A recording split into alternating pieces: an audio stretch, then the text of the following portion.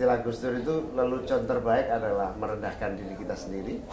Lelucon yang paling lucu adalah tidak pernah menyakiti orang lain, karena pada dasarnya merendahkan atau meremehkan diri sendiri itu adalah lelucon yang paling unggul, kata Gus Dur itu.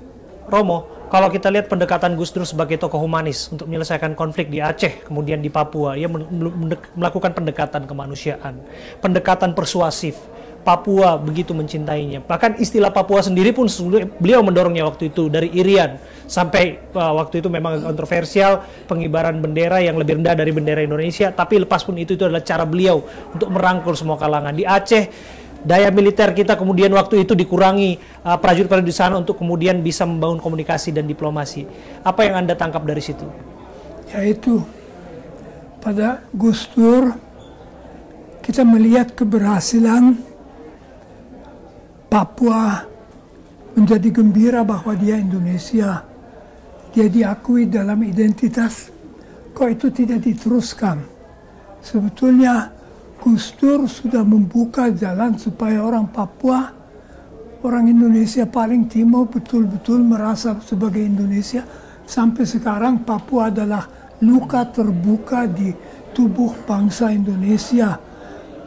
Kita bisa belajar dari Gus Dur bagaimana menanganinya dengan sesuatu yang merupakan win-win solution bagi semua yang terlibat. Jadi di Papua tidak perlu ada yang kalah, asal saja kita betul-betul tidak mau mengeksploitasi orang Papua, tetapi membantu supaya mereka itu bisa terbangun, bisa hidup sejahtera, bisa hidup aman, terhormat, sama dengan kita semua. Luar biasa. Gus, kan yang dikangenin kalau Gus Dur bicara itu kan endingnya, guyonannya, jenakanya yang selalu dinantikan oleh banyak kalangan, Gus. Kalau kita melihat hari-hari ini bagaimana ceramah, tausiah, apapun itu disampaikan, ini mungkin Gus Imin juga melihat ini bisa menjadi kontroversi belakangan ini, juga mengikuti apa yang terjadi belakangan ini. Apa yang patut dicontoh dari cara-cara berceramah, cara-cara Gus Dur memberikan pesan kepada umat? Ya, sebetulnya Gus Dur bisa menghadirkan satu message, pesan, gagasan dengan amat sangat sederhana dan bahkan menggembirakan. Itu karena prinsip Gus Dur tidak pernah merendahkan dan tidak pernah merasa lebih tinggi dalam semua aspek, termasuk di dalam melakukan guyon-guyon dan cerita-cerita lucu. Sehingga istilah Gus Dur itu lelucon terbaik adalah merendahkan diri kita sendiri. Lelucon yang paling lucu adalah tidak pernah menyakiti orang lain, karena pada dasarnya merendahkan atau meremehkan diri sendiri itu adalah lelucon yang paling unggul, kata Gus Dur itu. Tapi satu hal yang patut menjadi pembelajaran tentang Gus Dur ini adalah Gus Dur selalu menemani kelompok yang paling sulit, yang paling menderita, yang paling minoritas, yang paling sedang mengalami masalah yang paling sulit. Di NU sendiri ada satu keyakinan Gus Dur itu wali. Wali itu kesayangan Tuhan, kesayangan Allah. Istilah wali. Tapi apa sesungguhnya setelah saya ikuti perjalanan Gus Dur, yang disebut wali atau kesayangan Tuhan itu karena Gus Dur pernah dan selalu membela orang, dan yang paling pokok adalah menyelamatkan nyawa manusia. Gus Dur itu disebut wali karena terlampau banyak nyawa-nyawa yang diselamatkan, yang tidak terbunuh gara-gara intervensi Gus Dur. Ada satu cerita seorang yang paling preman nyaris dibunuh dan lari minta pertolongan Gus Dur, dilindungi. Kata pada wilayah perlindungan kepada jiwa itu memang doktrin agama yang telah salah satu pilar agama adalah menyelamatkan nyawa, dan itu tidak main-main. Gus Dur praktekkan, dan itulah yang kemudian dia disebut wali. Luar biasa. Apa yang tidak mungkin Gus Imin lupakan dari sosok Gus Dur? Gus Dur itu ketika memiliki ide yang tidak bisa diterima kalangan pihak, kita sebagai pendamping, pengikut, tamengnya gitu kan selalu panik dan kemudian selalu ikut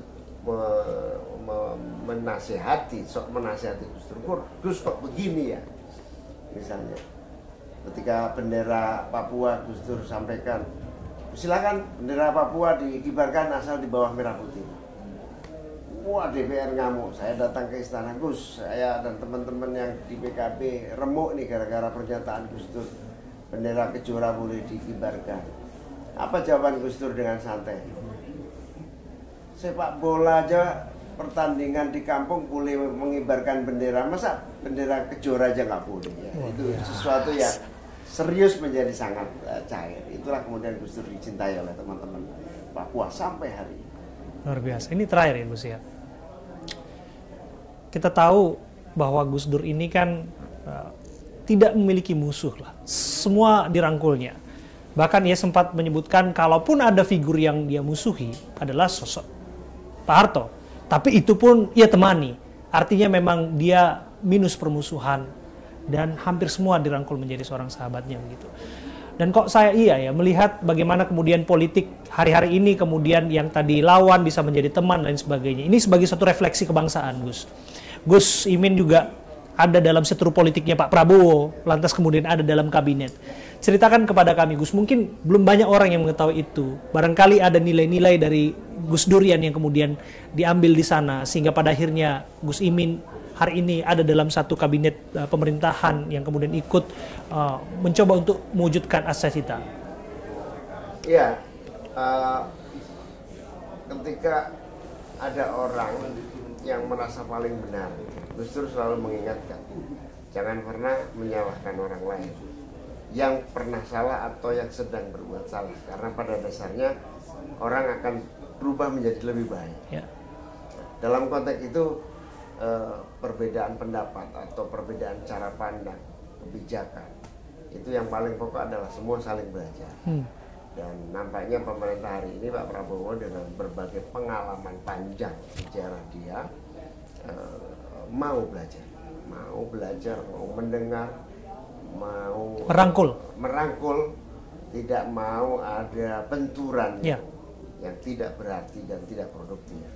Lalu kemudian yang saya tangkap dari spirit Pak Prabowo kali ini adalah jalan tercepat untuk menuju kemajuan itu melalui persatuan. Persatuan itu bisa dibangun dengan memaafkan, menghargai perbedaan. Ini luar biasa sih. Saya masih ingat sih pantun Pak Prabowo untuk Gus Imin. Saya boleh sebutkan itu, Gus. 1-2 cempaka biru, 3-4 dalam jambangan. Kalau dapat kawan baru, kawan lama dilupa jangan. Betul ya, Gus? Dan itu kemudian yang memang harus ditularkan. Politik bisa saja pada tempatnya berseberangan, tapi pada prakteknya untuk membangun cita-cita kebangsaan, kalau memang harus berangkulan itu mesti dilakukan, Gus. Ya betul. Jadi istilah yang paling sering disampaikan Pak Prabowo dan sama dengan Gus Dur, tidak boleh ada dendam di dalam berbuat dan berjuang untuk bangsa ini. Gus Dur selain dijatuhkan dari presiden oleh Pak Amin, oleh Bu Mega, Gus Dur bilang, saya tidak masalah, tapi saya tidak pernah melupakan. Saya tidak dendam, tetapi saya tidak pernah membuat ini sebuah catatan. Karena itu dendam tidak ada dalam kamus membangun sebuah bangsa. Luar biasa. Terima kasih Gus Imin. Terima kasih Romo. Dan terima kasih Pak Wisnu sudah hadir dan berbincang.